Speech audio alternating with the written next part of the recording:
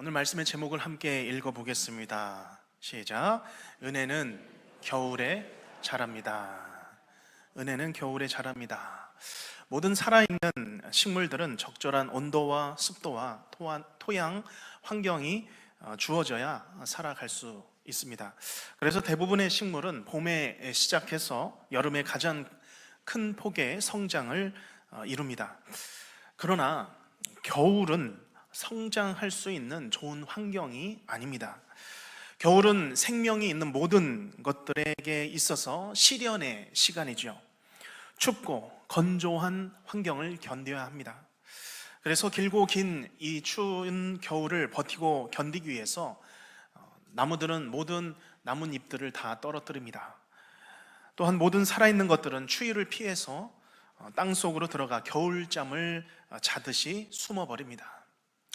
물론 그 속에서 새로운 성장을 위한 에너지를 비축하고 또 겨울 눈을 준비하는 과정도 있지만, 그럼에도 겨울은 생명을 위해서는 적당한 계절은 아닙니다. 겨울은 또 한 줄의 진한 나이테를 만들어낼 만큼 성장을 중단시키는 혹독한 계절인 것이죠. 그런데 이 겨울이라고 하는 것이 단지 자연에만 찾아오는 것이 아닙니다. 우리의 삶에도 매서운 인생의 겨울이 찾아옵니다. 그런데 자연에서 찾아오는 겨울보다 인생에 찾아오는 겨울이 더 잔인한 것은 언제 이 추운 인생의 겨울이 우리에게 닥칠지 모른다는 것에 있습니다. 지금으로부터 약 420여 년 전, 약 1600년 되죠. 스코틀랜드의 작은 마을 한 교회에서 목회를 시작한 세뮤얼 러더포드라는 분이 계십니다. 당시 스코틀랜드는 로만 가톨릭이 국교였던 영국이 지배를 하고 있었습니다. 그러니 이 성경대로 살려고 했던 이 스코틀랜드 장로교회 성도들과 목회자들, 매서운 핍박과 박해 가운데 살아가고 있었습니다. 이 가톨릭 국교를 따르지 않으면 몰아내겠다는 그런 협박과 박해의 환경 속에서 이 러더포드 목사님은 시골 교회 헛간과 같은 곳에서 이제 목회 사역을 시작했습니다. 그런데 목회를 시작하고 얼마 되지 않은 어느 날, 이 러더포드 목사님은 사랑하는 아내, 사모님을 잃고 맙니다. 13개월 오랜 투병 끝에 결혼 5년 만에 아내를 잃게 된 것입니다. 그리고 이어서 두 자녀를 잃었습니다. 얼마나 큰 슬픔과 또 상실감이 있었겠습니까? 이해할 수 없을 것입니다. 그럼에도 러더포드 목사님은 하나님의 부르심을 붙들고 목회를 이어갔습니다. 그런데 이어서 출판한 책들이 영국 교회의 반발을 불러일으켰고, 이 목사님이 종교 재판을 받게 됩니다. 이 일로 스코틀랜드에서는 다시는 목회할 수 없다라는 추방 판결을 받게 되죠. 그 이후에 영국의 아버딘으로 가서 유배를 받게 되었고 설교권을 박탈당했습니다. 그런 중에도 사명을 가지고 이 옥중에서 280여 편의 서신을 저작했습니다.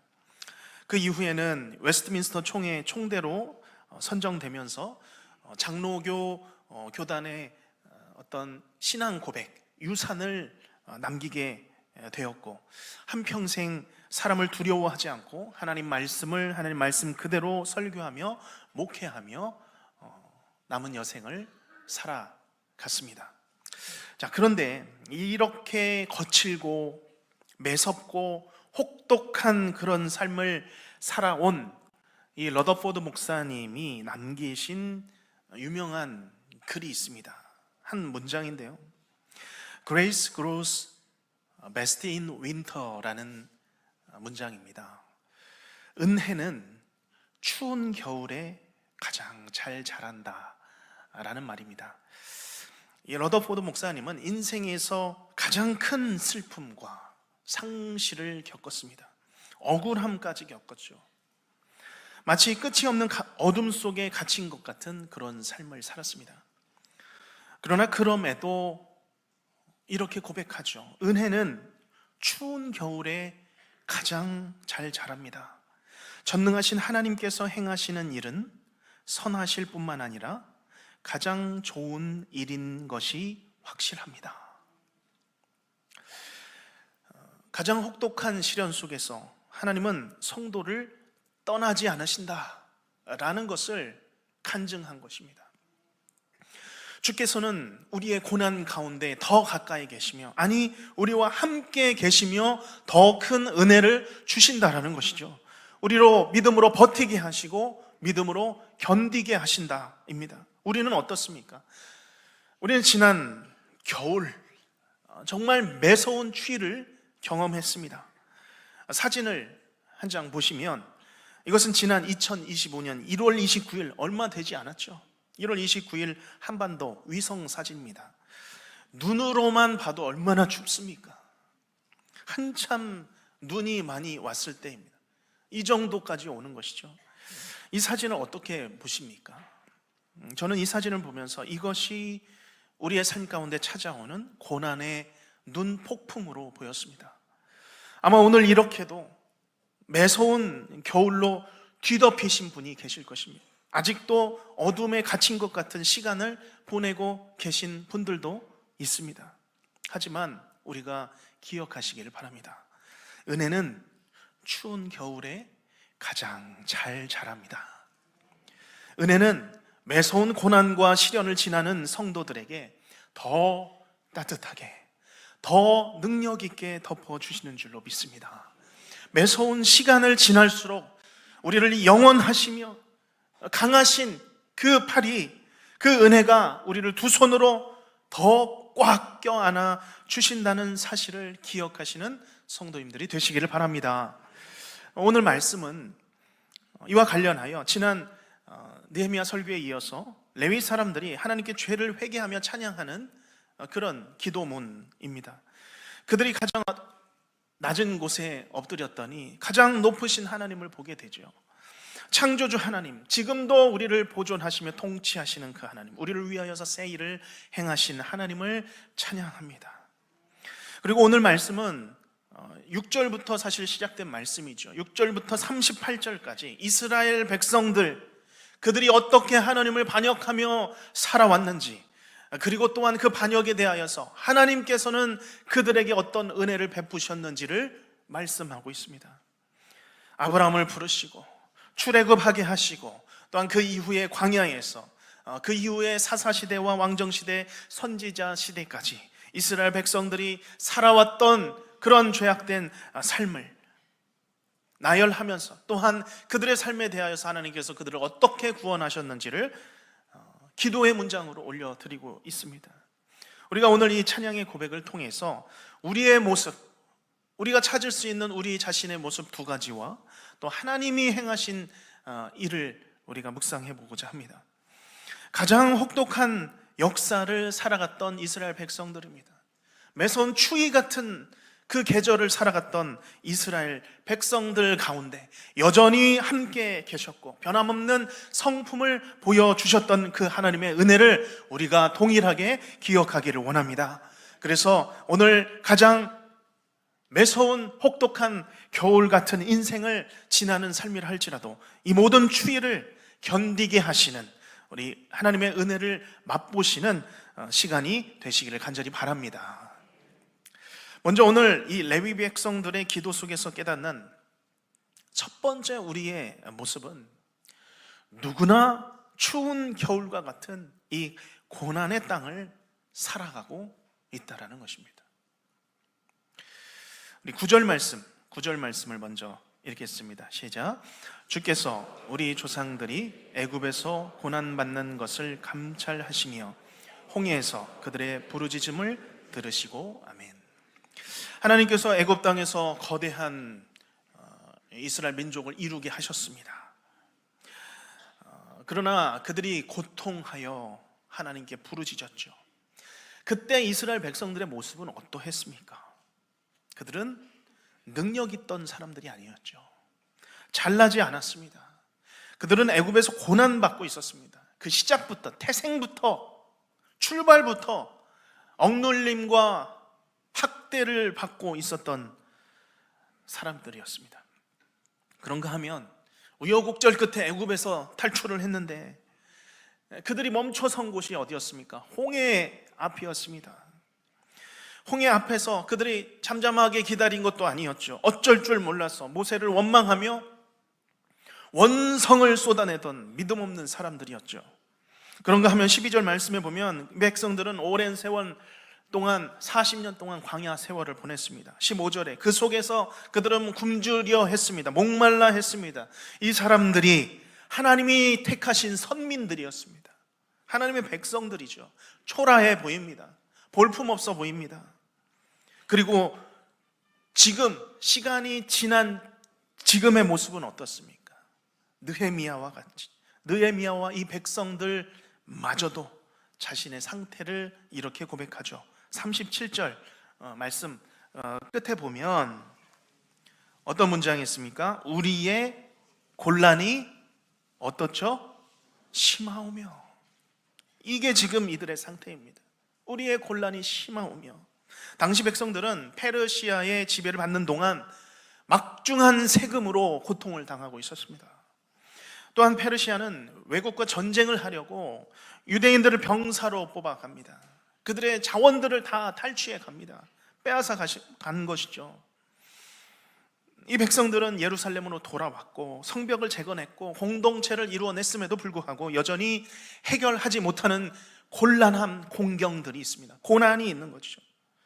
그런데 이 곤란과 공경 가운데 빠진 이 일이 이스라엘뿐만이 아니고 예루살렘 백성들뿐만이 아닙니다. 우리에게도 여전히 고난과 곤경이 매서운 겨울과 같이 눈 폭풍과 같이 우리의 삶을 다 깊숙하게 두르고 있습니다. 내 결혼 생활을 비롯해서 내 자녀에 관한 일들, 직장에 관한 일들, 사업에 관한 일들, 건강에 관한, 인간관계에 관한 것들이 마찬가지로 내 삶의 혹독한 겨울과 같이 둘러져 있습니다. 누구나 이런 폭풍과 같은 다양한 다른 일들을 겪으면서 이 땅을 살아가고 있는 것이죠. 자, 그런데 또 한 가지 닮은 것이 이것뿐만이 아닙니다. 오늘 찬양의 고백 속에서 말씀 속에서 나타난 두 번째 우리의 모습이 있다면 변함없이 죄로 기울어지는 성향입니다. 누구나 고난 가운데 살아가지만 또한 변함없이 누구나 죄로 기울어져 살아가고 있는 것입니다. 우리 16절 말씀, 여러 말씀들이 있지만 16절 말씀만 함께 읽겠습니다. 그들과 우리 조상들이 교만하고 목을 굳게 하며 주의 명령을 듣지 아니하여. 아멘. 교만함으로 목이 굳어버린 마음입니다. 뻣뻣합니다. 주의 명령 듣지 않습니다. 17절에 거역함입니다.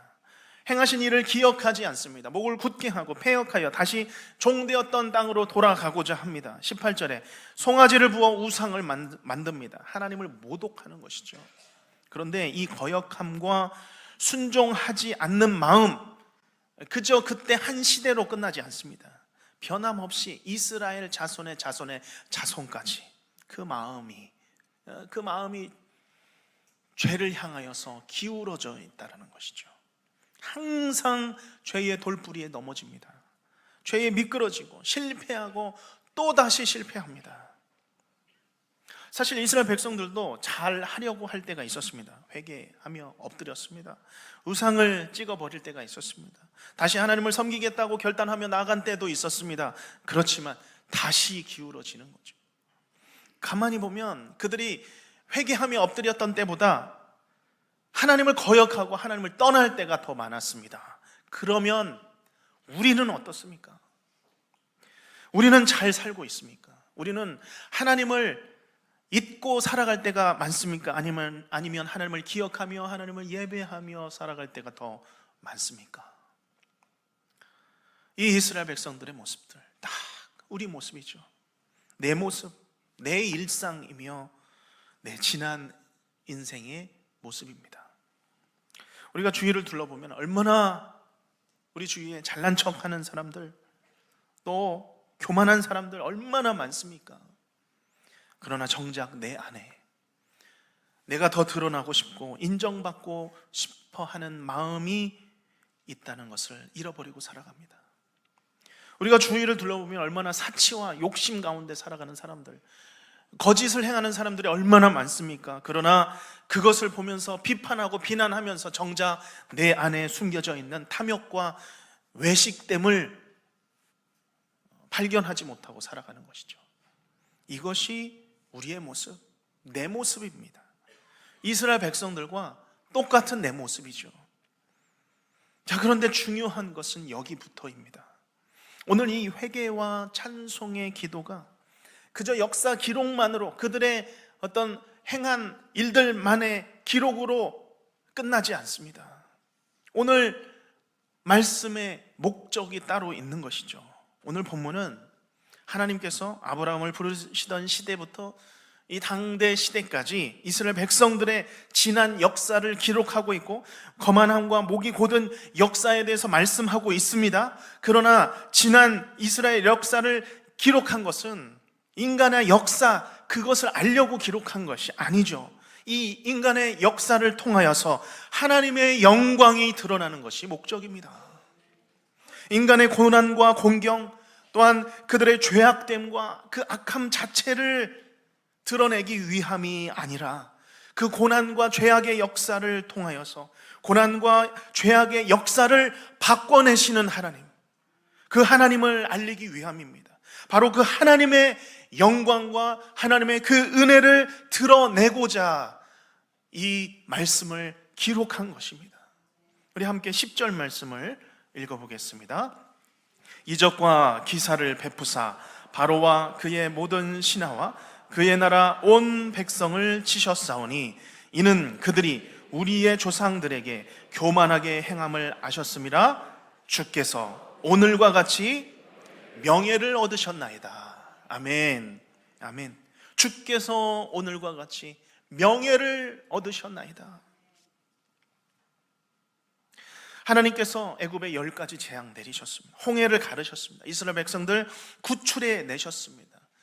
이 일들을 통해서, 이 인간의 역사를 통해서 하신 일이 무엇입니까? 하나님의 이름을 스스로 드러내셨습니다. 그 이름의 명성을 떨치셨습니다. 특히 10절에 주께서 오늘과 같이라고 말씀하고 있습니다. 지금 이 기도를 드리는 시기는 기원전 약 400년경입니다. 그런데 그 이름을 떨치실 때, 그 출애굽할 때는 언제입니까? 약 기원전 1400년경입니다. 몇 년의 시간이 흘렀습니까? 1000년의 시간이 흘렀습니다. 다시 말씀드리면 이 출애굽을 통하여서 이름을 떨치신 그 하나님께서는 1000년 동안 동일하게 느헤미야의 때까지도 변함이 없는 그 이름의 명성을 드러내고 계시는 것입니다. 그리고 그 이름의 명성은 다시 1000년이 지나고 또 1000년이 지난 지금에게 이르러서도 하나님께서는 인간의 고난의 역사 가운데서, 그 죄악의 역사 가운데서도 여전히 주의 이름을, 주의 영광을 드러내고 계심을 믿으시기를 바랍니다. 지금 우리의 개인의 역사 속에서도 마찬가지입니다. 때로는 내 인생 가운데 내가 정말 눈폭풍을 맞은 것 같은 삶을 수없이도 지나갈 때가 있습니다. 때로는 나의 어리석음, 실수들, 죄에 오염되고 물든 삶 여전히 머물러 있을 수도 있습니다. 그러나 이런 일들, 여러 가지 삶에 일어난 일들 속에서 내 문제, 내 자신을 바라보는 것이 아닙니다. 내 고생하는 것, 내 수고에 집중할 일이 아닙니다. 여전히 오늘도 수천 년의 역사를 통하여서 그 인간의 역사 속에서 그 이름의 능력을 드러내시는 하나님, 내 삶을 통하여서 하나님의 영광을 드러내시는 그 하나님에 우리가 집중하기를 주님의 이름으로 축복합니다. 특별히 오늘 말씀에 보면 이스라엘의 반역과 또 그에 대한 하나님의 은혜가 반복적으로 등장하고 있습니다. 16절과 17절 상반절 말씀을 보면 이스라엘 백성들의 반역의 역사를 설명합니다. 그들의 역사죠. 인간의 역사입니다. 그들과 조상들은 교만하고 목이 굳어 주의 명령을 듣지 않았습니다. 거역하고 하나님의 행하신 기적을 다 잊어버렸습니다. 패역하고 다시 옛날로 돌아가고자 했습니다. 이때 하나님의 반응입니다. 17절 하반절 말씀에 보면 가장 밑에 줄이 있죠. 그러나, 우리 그러나부터 마지막까지 같이 읽겠습니다. 그러나 주께서는 용서하시는 하나님이시라. 은혜로우시며 긍휼히 여기시며 더디 노하시며 인자가 풍부하심으로 그들을 버리지 아니하셨나이다. 아멘. 이분이 하나님이십니다. 인간의 역사 가운데서 하나님을 드러내십니다. 하나님의 그 은혜와 능력을 드러내시는 것이죠. 하나만 더 보겠습니다. 18절에 다시 한번 이스라엘의 반역이 나오죠. 또 그들이 자기들을 위하여 송아지를 부어 만들고 이르기를 이는 곧 너희를 인도하여 애굽에서 나오게 한 신이라 하여 하나님을 크게 모독하여 싸우나.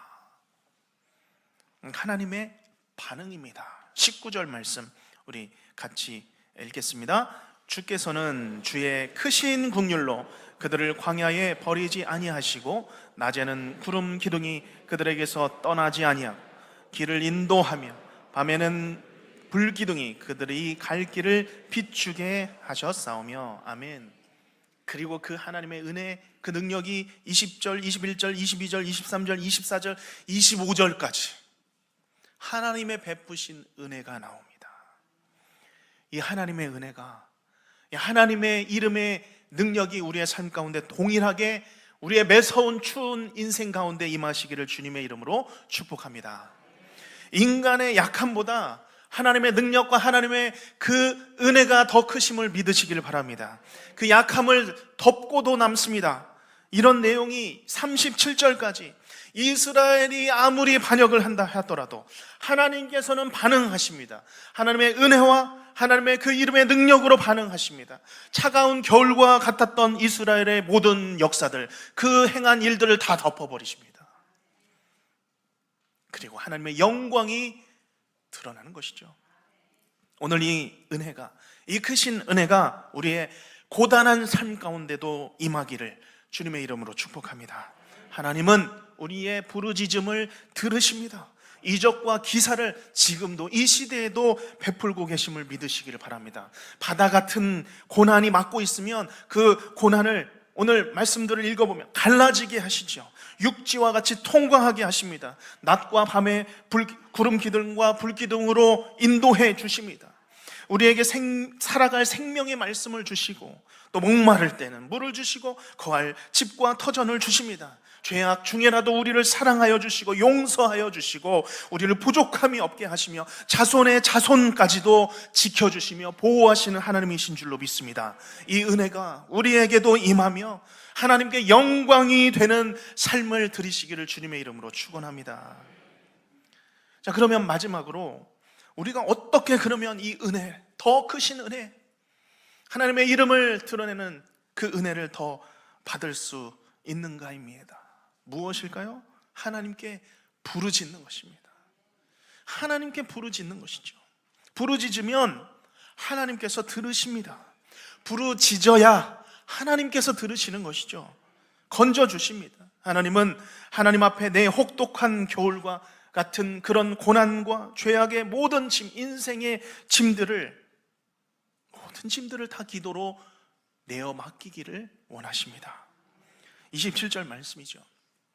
우리 27절 말씀, 오늘 나에게 주시는 말씀으로 받으며 함께 읽을 때에 제가 먼저 읽겠습니다. 그러므로 주께서 그들을 대적의 손에 넘기사 그들이 곤고를 당하게 하시매 그들이 환난을 당하여, 그들이 공고하고 환난을 당할 때에 우리는 무엇을 할 수 있겠습니까? 우리 같이 읽겠습니다.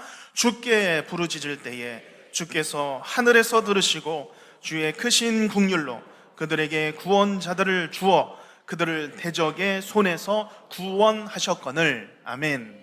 아멘. 주의 긍휼과 은혜가 너무나도 크십니다. 내가 상상하고 예상했던 그 은혜보다도 더 크십니다. 그 긍휼과 은혜가 결코 작지 않으시고, 그래서 주 예수의 이름을 힘입어 담대히 주님께 나오는 모든 자녀를, 하나님의 성도를 불쌍히 여기십니다. 우리 주 예수 그리스도께서는 이 혹독한 겨울, 가장 매서운 그 고통과 죽음을 다 이겨내신 분이십니다. 그래서 우리가 예수의 이름을 붙들고 주님 앞에 나올 때에 그 예수의 보혈의 능력을 의지하며 그 이름을 힘입어 나오는 성도의 기도를 하나님께서 받으시는 것이죠. 어떠한 상처나 어떠한 고난이라도, 어떠한 어려움이라도 다 받으십니다. 다 들어주시고 싸매시고 치유하여 주시는 줄로 믿습니다. 찰스 스펄전 목사님은 이렇게 말씀했습니다. 하나님이 들으시는 가장 아름다운 노래는 찢어진 마음, 상처난 가슴에서 나온다. 하나님이 보자고 하시는 것은 우리의 딴 메달이나 학력이나 자격증이 아니요, 우리의 상처다. 하늘로 가는 길은 갈보리 고난의 길로 가는 길이다. 하늘에서 면류관을 쓴 자 중에 이 땅에서 가시관을 쓰지 않은 성도는 한 사람도 없다.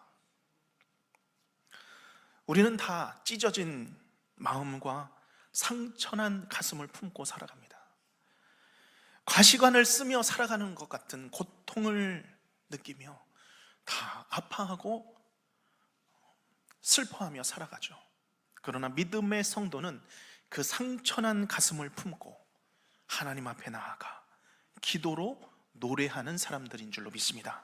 내 약함보다 더 크시고 내가 살아온 모든 삶들보다 더 크신 능력을 갖고 계시는 그 하나님을 알기에 하나님을 향하여 찬양하며 기도하며 살아가는 것입니다.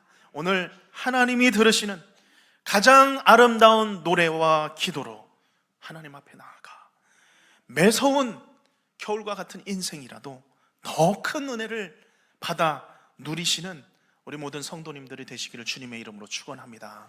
우리가 이 시간 함께 기도하며 나아가기를 원합니다. 오르간 반주 해주시면 감사하겠습니다.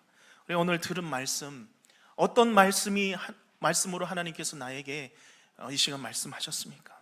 우리의 인생 가운데 겨울이 찾아왔다면 우리는 하나님께 부르짖을 때입니다.